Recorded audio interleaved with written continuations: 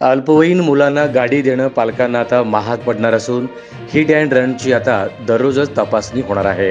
पुण्यातील Porsche car अपघात प्रकरणानंतर गृह विभागाने राज्यातील सर्व पोलिसांना मद्यप्राशन करून वाहन चालवणे आणि अल्पवयीन मुलांच्या हाती गाड्या देणाऱ्या पालकांविरुद्ध कडक कारवाई करण्याचा इशारा देण्यात आला आहे.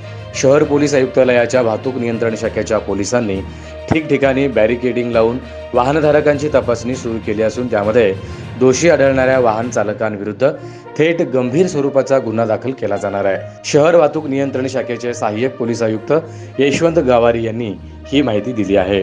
पुण्यात पोर्शे कार चालविणारा बालगुन्हेगार हा बड्या बिल्डरचा मुलगा असल्याने त्याला त्या प्रकरणातून वाचविण्याचा लोकप्रतिनिधी आणि पोलिसांकडून झाल्याचा आरोप करण्यात आला आहे. त्यामुळे प्राशन करून वाहने चालवण्याविरोधात कडक कारवाईची मोहीम पोलिसांनी सुरू केली आहे. शनिवारपासून शहरात ठिकठिकाणी बॅरिकेडिंग लावून संशयास्पद वाहनधारकांचा तपासणी करण्यात येत आहे.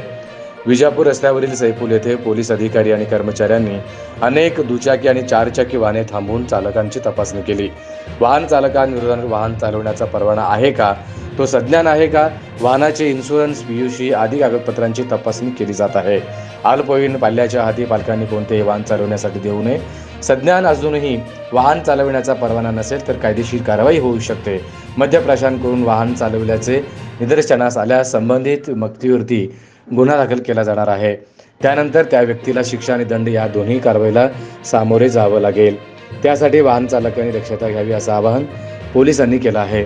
आपल्या पाल्य अल्पवयीन असूनही त्याच्याकडे गाडी दिली आणि त्याने अपघात केला तर त्याबद्दल पालक आणि पाल्य या दोघांवर कायदेशीर कारवाई करण्यात येणार असल्याची माहिती देखील पोलिसांनी दिली आहे. SB न्यूज चॅनलला लाईक करा, शेअर करा, सबस्क्राईब करा.